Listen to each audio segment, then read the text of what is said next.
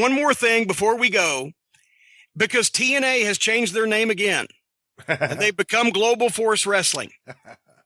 And I'm not going to go off on a tirade here. I didn't mean to spend as long as I did, but just every time I think of goddamn Donald Trump and the people that fucking actually buy this bullshit, it just makes me want to fucking shoot myself in the head. So I'm not going to go off on a tangent here, but I hate to say this because I love Dutch Mantell. I'm friends with Jeff Jarrett. I wish the best for the talent that is there. Too little, too late, boys. TNA Wrestling was named by the person that I'm not supposed to talk about anymore after that restraining order to be Tits and Ass Wrestling. That was it. And they came up with Total Nonstop Action as a cover story. And Jerry Jarrett told me himself that he was lied to. He was one of the original, he was the founder of the company. And the fucking guy that we're not supposed to talk about actually lied to him and said, no, that's not it, Jerry. It's Total Nonstop Action. And Jerry was very upset when he found out that was a lie, like everything else the guy that we're not supposed to talk about has ever said. But TNA Wrestling had its window of opportunity, and because of bad creative and bad leadership, that window is over. And it's been over for a while. They were on the upswing when they got on Spike. They had already sustained the reign of the guy that we're not supposed to talk about for the first time, and he'd been fired. Then they get on Spike. The viewership increases. The visibility increases. They start signing other names, and they bring the other guy back. And that was a very pivotal point, in my opinion, in TNA's existence. Those years from 2006 to 2009 or 10, they grew exponentially because of the increased exposure, because of the additions to the talent roster, the expansion of the show to 2 hours. Everything was cooking. The pay-per-views weren't selling. They did when Samoa Joe fought Kurt Angle, and they left Dutch Mantell alone to book that. And they got big ratings when they left Dutch Mantell alone to book the knockouts. They were the highest rated segments of the show. But a whole large group of people in this country got a chance to see the other guys creative. And after an initial period of hot-shotting, and after an initial period of everybody saying, hey, there's this new wrestling program on Spike where things were going up, once they got real good looks at it, it went down. And it went down when they brought in Hulk Hogan.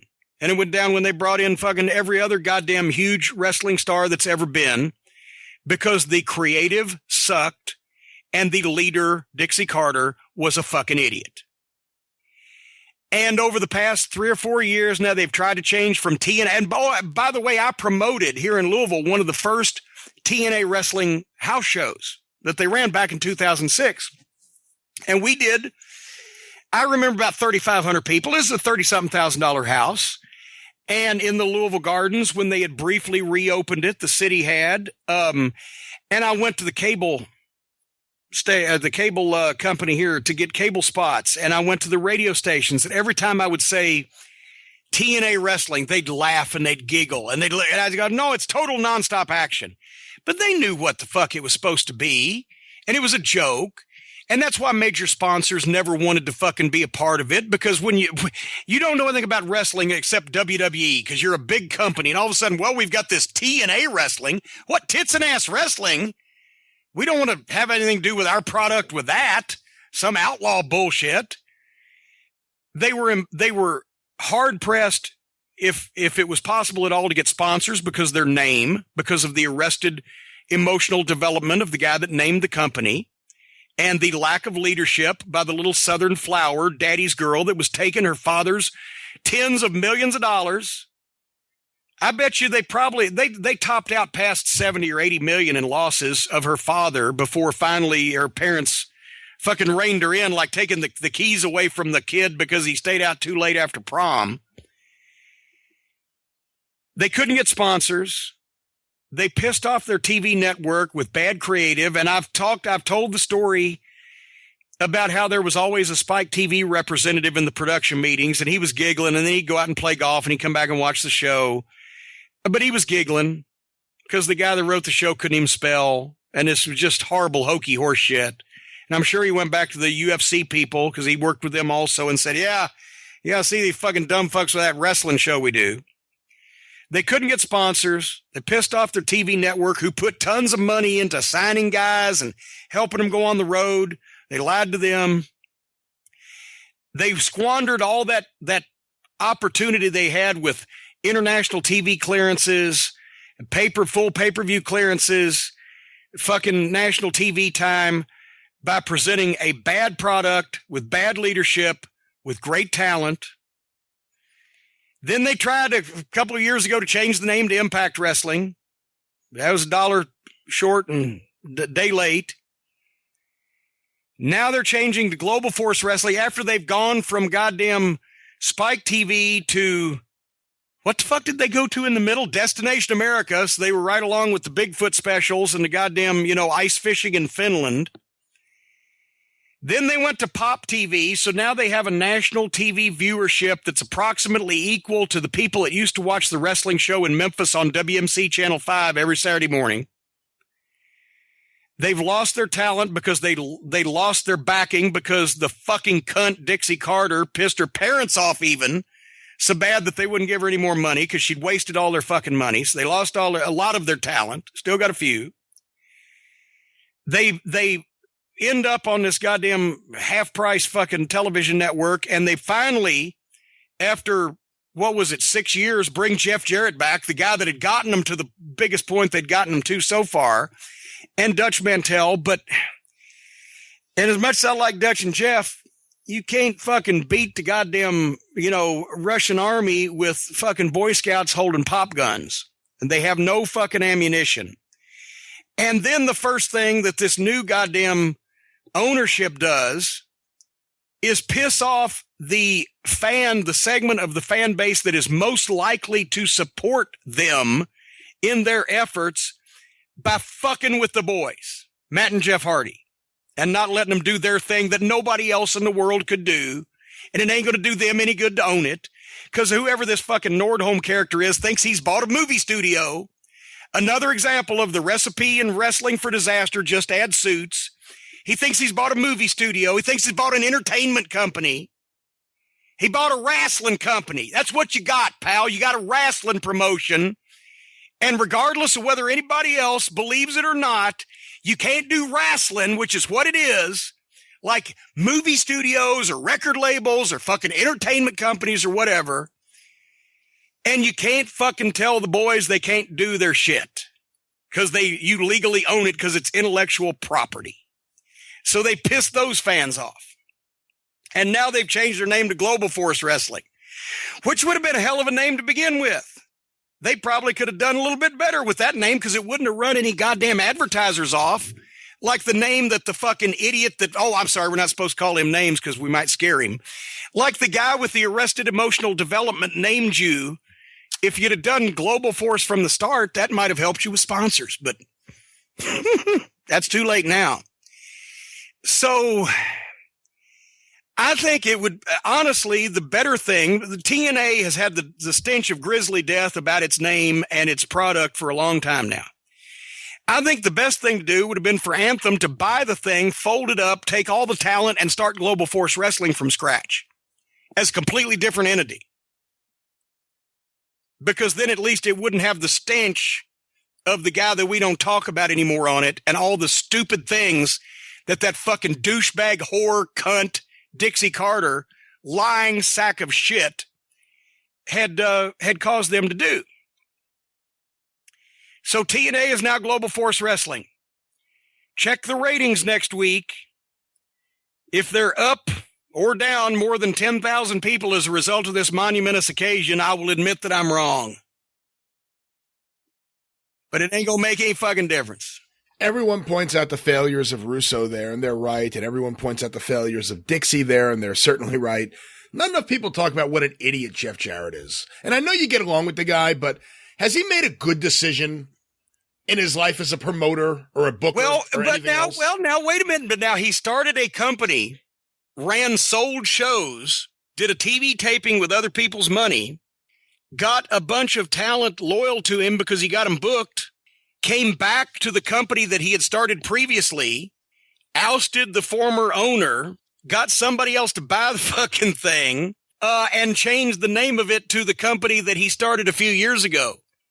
I'd say that's a pretty good fucking track record for him being smart. I don't think he's an idiot at all. I think he's an idiot when it comes to presenting wrestling. I think he's an idiot when it comes to presenting wrestling. Where he was an idiot was this is not something that I would say behind his back because I've said it to his face. He trusted fucking Vince Russo for all those years. And now he knows better than that. He's learned the major lesson he needs to learn. I don't know. I don't know. I haven't watched TNA. I don't know whether it's any better or worse. I don't see how it could possibly be worse. But it's, too little, too late. The crucial mistake that Jeff Jarrett made in his wrestling promotion 15 years ago was involving the other guy. That was the biggest mistake he ever made. I don't know that he's done anything else that I couldn't say, well, okay, you can get over that or whatever the fuck or whatever. But that was what doomed it from the start. And now we're seeing what's happened. But go finish. I'm not trying to steamroll. No, I just don't think Jeff Jarrett has any idea how to present a product that anyone would care about. I don't think he's ever exhibited any sign of that whatsoever. And yeah, I mean, he's made deals. He started Global Force, did those sold shows that no one attended.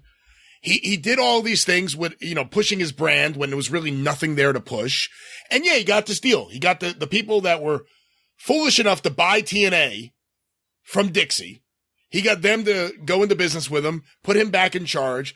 I don't know how this merger with Global Force worked, if they actually paid for anything with the name or if it's just a simple, we're going to change the brand and the name. But there hasn't been any signs that he has any idea how to present a compelling product that isn't just a copy of what he sees on WWE that anyone would care about. Well, I rest my case, Your Honor. All right. The only thing is, it's a shame. It's a shame for all the boys that worked that hard, and at least now most of them are in NXT or have moved up to the main roster, AJ. But they could have certainly saved 5 years out of their lives and careers by not being, tied down to a fucking sinking ship. But right now they're on the former TV Guide channel. They're doing maybe 300,000 viewers a fucking week. They've changed their name again the third time. I'm not sure who's there, but James Storm is still there that I would remember and recall. I'm not sure who else. I have to check. I think we get more YouTube views a week than they get views on their television network. Well, that's like being the nicest guy in prison. That's not really that goddamn big of a fucking honor.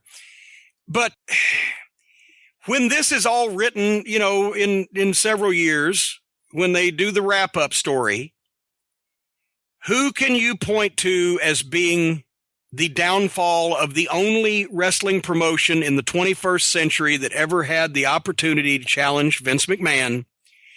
And it comes down to two people, Dixie Carter or the fucking guy we're not supposed to talk about. But again, who opened the door for them? Well, all right. Well, now you're starting to fucking sway me, Jeff. I love you. I love your dad even more because he never hired fucking Russo, but it's looking fucking bad. Because Jeff opened the door for the fucking clown. Opened the door for him, defended him for years, opened the door, brought Dixie in. Eventually, they conspired to get rid of him, and he was gone. Yeah. Imagine that. It wasn't. And here's the thing: we saw that email that was released not long ago that we read, where 2 weeks after they hired the fucking guy back in 2006, he was not only sending Dixie emails knocking me, but he was knocking Jeff, his supposed friend, stabbing him in the back. And then they make the email. I got to tell you, if the guy had just stopped doing emails, if he just said, I'm not going to do any more emails, we wouldn't have so much evidence to report on what a fucking lying sack of shit and backstabber he is. But he's done it to himself. So within 2 weeks after coming back in 2006, he was trying to stab Jeff Jarrett in the back. And finally, 3 years later, he gets the fucking opportunity. and got me and him both pretty much. Got me, him, Savio Vega, Brian Armstrong, Road Dogg. He got us all in one summer because Dixie was that fucking far gone mentally. But, basically, I still think Jeff may get an asterisk because, yeah, he opened the door for the guy. But, Jeff has actually had accomplishments, whereas the other two have never had any accomplishments ever that didn't have an asterisk beside him as well. Dixie never had any accomplishments, even with an asterisk. Russo had a couple of accomplishments with an asterisk because there was a lot more people involved, and then has pretty much doomed everything he's touched. So goddamn, at this point, why don't they just move to Canada? Because they haven't really shit all over Canada yet. They've shit all over the United States. People would rather see their mother hooked up to a fucking resuscitator than see TNA or Impact or Global 4, whatever the fuck it is now. Why don't they go to Canada? Because Canada's a hot wrestling territory. And it's like one time Miss Texas, Jackie Moore, I'm sitting in Orlando at the Universal Studios. And they were coming up on that first big European tour they did where they did those huge crowds in England. And I said, Jackie, as long as we've been into business, I said, did you ever think there'd be a time where we'd have to go to fucking England just to draw a house? And she said, no, but I didn't. I said, but I got faith though. And she said, oh, you think we'll bring it back around here? I said, no, I think we'll kill England too. So they should go to Canada and maybe, without the stinky name and without the bad creative and without the goofy owner, although apparently their new owner is a little goofy, but couldn't be possibly be as goofy as Dixie. Maybe they got 5 to 7 years in Canada before people up there go, what the fuck? I also think there's no buzz. I mean, all these promotions, you can talk about Pro Wrestling Guerrilla. It has a buzz. It's a small promotion, but it has a buzz. All these other groups that are popping up, the super indies, they all have buzz. And I would guess almost everyone who works those shows rolls their eyes at the thought of working for Jeff Jarrett because he has no credibility with them. Well, no. And then when it comes, wait, I got to correct you there. From talking to people, I mean, I'm sure there's some people that aren't on Jeff's bandwagon, but from talking to guys, a lot of people would like to work for Jeff Jarrett because he does get people placed places and to get things done, but nobody wants to go to TNA except that they have no alternative. And now that's the difference. And the other thing is we're in an era where independents have risen to a level they've never been before, and guys can actually make a legitimate living between independent shows, controlling their merchandise, and potentially going to Japan, where they don't need to go to the WWE. It's not a need anymore. It's a desire. If you decide you want to go, you can finally accept the offer and go to NXT. Why would you go work for a company that's suing the Hardys? And why would you go work for a company with such a track record of doing everything wrong? Well, that's why pretty much nobody does unless they have no other option. But, buzz, that's the thing. And there's good buzz and bad buzz. And the only buzz that company in Orlando or in Nashville or wherever the fuck their location is these days, the only buzz they've had over the past couple of years, it was positive when Anthem first bought it, and they quickly shot that down with fucking the Hardys. So then they got negative buzz. So they have more TV viewers than anybody except Ring of Honor and WWE because they have more TV than anybody except Ring of Honor and WWE. But I got a feeling a lot of those people are just people that went to sleep in front of the fucking TV with the goddamn fucking TV Guide channel on, to be quite honest with you. I don't know. It's not destination programming. And I don't know if you brought goddamn Toots Mondt back from the grave. If at this point, did you ever break up with a girl that had just the best pussy you'd ever had in your life, but you just couldn't stand to be around her? But every once in a while you thought, well, if I just went back just that one time, and it's like that. It's not even like that, actually, because they never had the best pussy. Yeah, exactly. So every once in a while, it was literally just a pussy. It was literally a toothy blowjob is what it was. and you're not, every once in a while, if it had been really great, you'd be teased to go like, I'll go back. But no, it's not, it wasn't. So anyway, so there you have it. TNA is now Global Force. Tune in next week and find out what name they are going under that week to stay ahead of the law.